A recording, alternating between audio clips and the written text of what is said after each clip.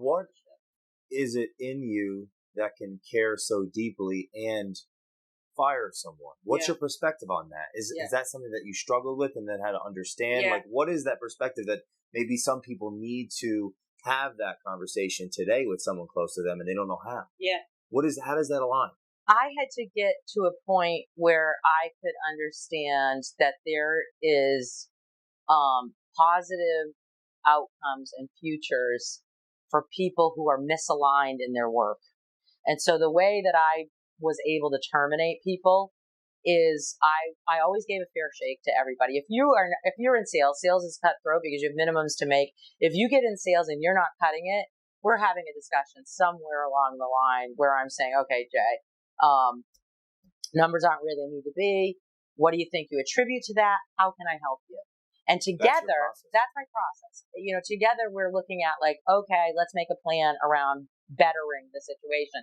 And then we set that free for a finite period of time, whether it's 2 months, 3 months, whatever it is. And then we're back at the table again, and your numbers are either improved or they're not. And if they're improved, we're like celebrating that, of course, because that's a fundamental key to leadership. Or we're having a tougher discussion, and the discussion is like, okay, Jay, you've been back at it 90 days. We've had the plan in place.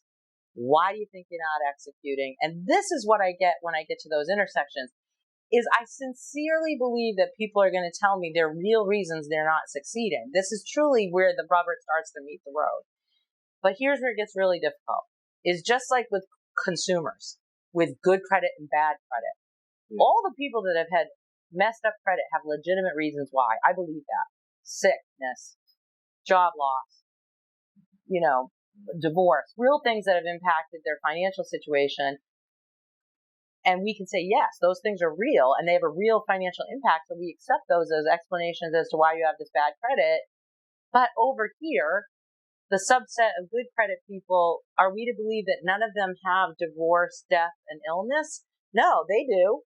But there's a mindset over here, come hell or high water, I'm going to make it work. So when I'm looking at you and you're saying to me, Christine, I don't know what I'm doing wrong. I've worked 50 hours a week and I just can't, get there, or everything I'm trying is not working. What I'm hearing when I hear that is that you don't know why you're missing. Your heart's in it. You're working hard.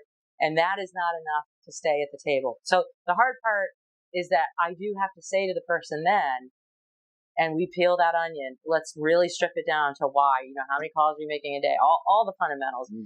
And I may set that person on a second attempt at a plan, more specific, and see what those results are. There's diminishing returns, but at some point that conversation is, Jay, let me tell you something.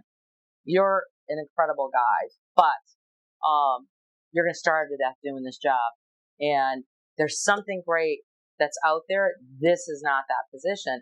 And I have felt like I am letting that person get free of some sort of chain. Sometimes people think they can do something they can't do. So I just always in my heart believed that I was helping them